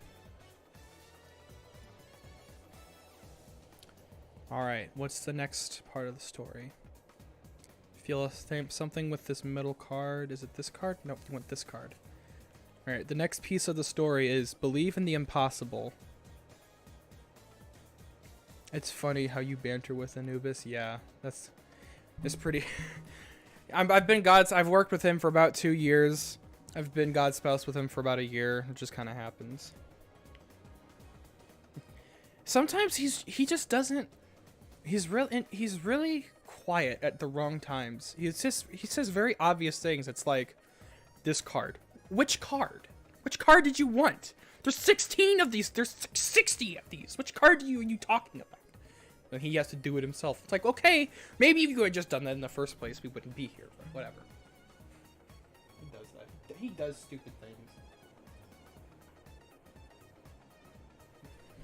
Sometimes if he gets impatient, he'll like tap his altar or shake it. I had him one time he slammed on his altar and I told him, hey, calm down. There's no problem here. He didn't like that. Alright, so the next part of the story, the first part is your commitment is being tested. Believe in the impossible. And the next piece of the story. I got it drawn towards the middle card. Nothing is yet in stone. This is the mutatable moon. The second card of the story was believe in the impossible. That was the blue moon. Like blue moons, things like blue moons, they're supposed to be impossible. Not supposed to have 2 full moons, yet we do. Your commitment is being tested. Believe in the impossible. Because nothing is yet set in stone. Which card next, Anubis? This one? Bring love into the situation. New moon in Aquarius. Your commitment is being tested. Believe in the impossible because nothing yet is set in stone. Perhaps in whatever situation you guys are going through, you need to bring love into it. Be more passionate about it. Bring love, either bring the love that's in you or bring your own love to them. It may not be a romantic situation because you can be in love with somebody even if it's not romantically. This card, Anubis, or do you want the last card over there? Last card? Okay. Touch my thigh chakra for that, I guess. Oh, maybe it is romance. I'm not sure. I just got done bashing tarot card readers for romantic readings. Okay, so your commitment is being tested. Believe in the impossible because nothing is yet in stone. Whatever situation you're going to, you need to bring love into it because a fiery climax is approaching. So something big's going to happen. That's why you need to bring love into it. I think it's the passion that you have inside of you. You need to bring into it. This card, Anubis? Alright. Show the world the real you. Full moon in Aquarius. And the last card. It's time, a time for healing.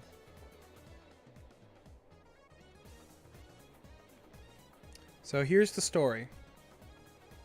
Whoever you are, both of you maybe, your commitment is being tested to your gods, or maybe it's not even to your gods. Maybe it's being tested to something in life. Maybe you're passionate about something that you love, and it's being tested. Are you really committed to this lifestyle? Are you really committed to this career path, this way you're going down? Well, If you're unsure about it, believe in the impossible, because everything in the world is not yet set in stone. Even if it sounds like it's hard to come to, even if it sounds like it's impossible, even if it sounds like you can't do it, that doesn't mean you can't. Because, like I said, everything is impossible. Or, not everything's possible, but nothing is ever set in stone. But whatever situation you're in, you need to bring love into it. Is it love for yourself? Love for somebody else?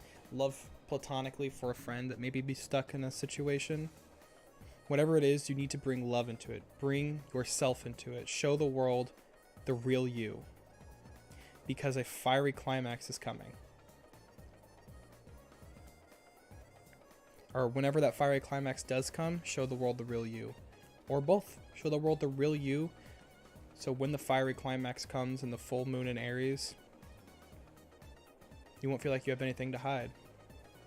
Whatever time it is, it's a time for healing. Heal yourself. Heal whatever's going on. Is it trauma? Is it something hard in your life? Whatever it is, it's time to heal. Take care of yourself. Your mental health. Your physical health. Your embodiment.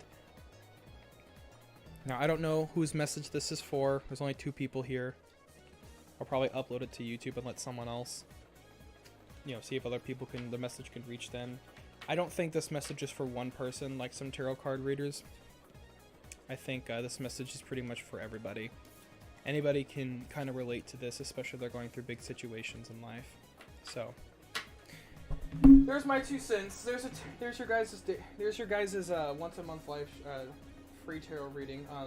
You guys want more tarot readings? You guys can check out my my Twitter at twitter.com. Just kidding. Give me money. I'm broke. I will be getting a Patreon set up here soon, so whenever that Patreon gets set up, you guys are free to donate or do things. I want to do this full time, and I can't do it full time because, YouTube don't pay to get 1,000. Oh, you're welcome. Did the message resign with you? I hope so. Ow, bitch.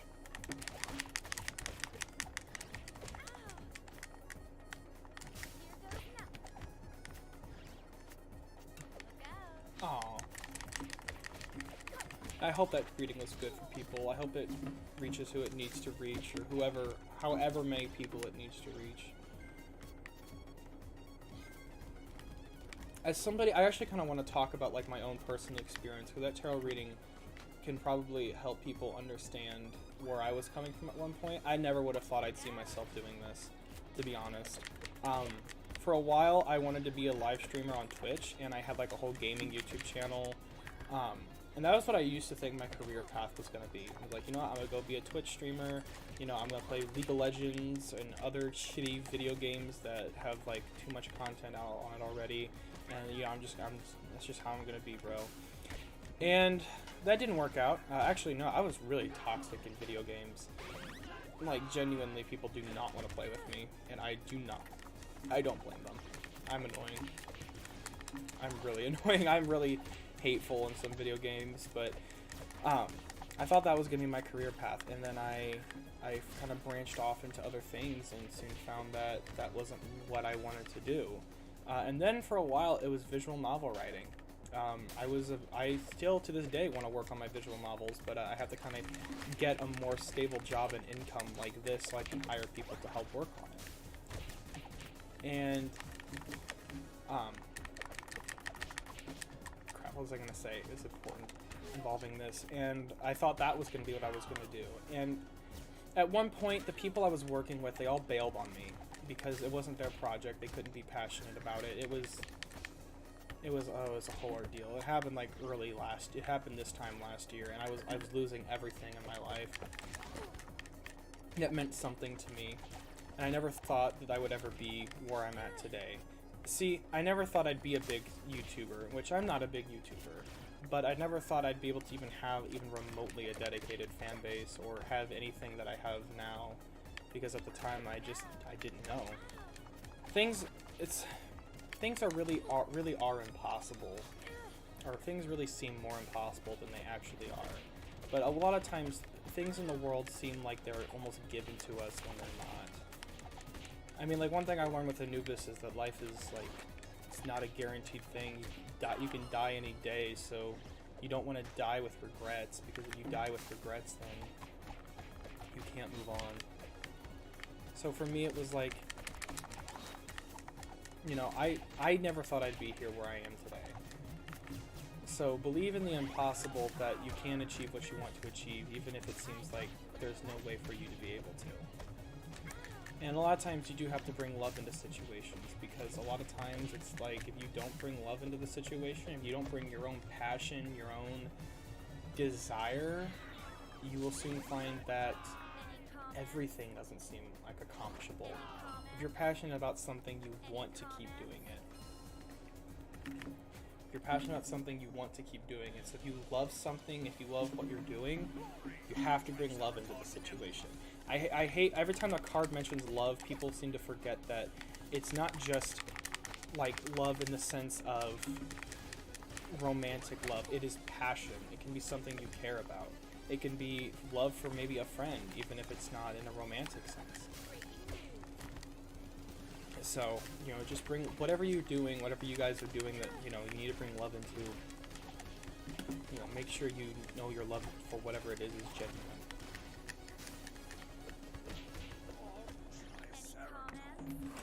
And that's just my input.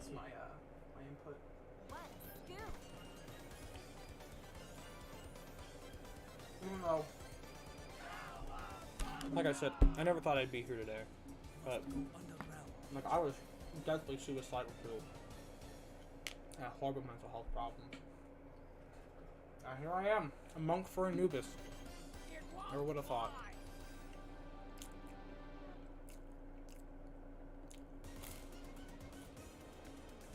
Just because the odds are stacked against you doesn't mean the tower's gonna collapse.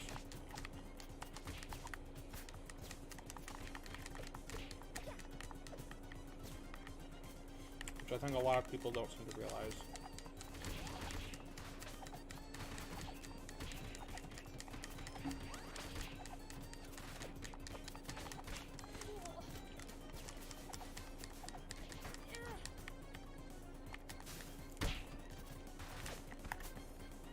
But I think that is the note I am going to end the live stream on. Real quick, there were a couple of pictures I wanted to show you guys due to some earlier conversations. I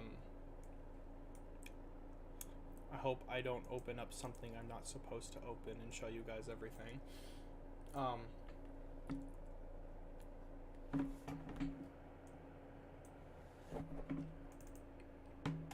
One picture I wanted to show you guys was this picture of Gnostics. This was a Gnostic depiction of the Phoenix. This was Sophia. This was Joshua. I always thought this picture was really beautiful, just in the way that it looked.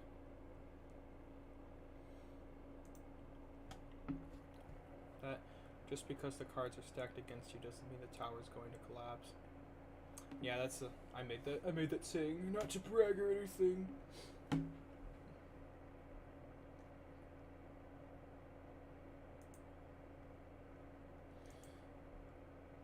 But I mean, it's true. Just because, you know, everything looks like it's gonna fall or fail doesn't always mean it will.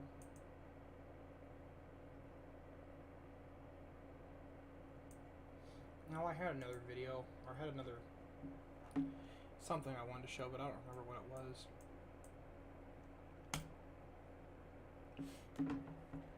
But you know, it was honestly great that all you guys were able to come out today.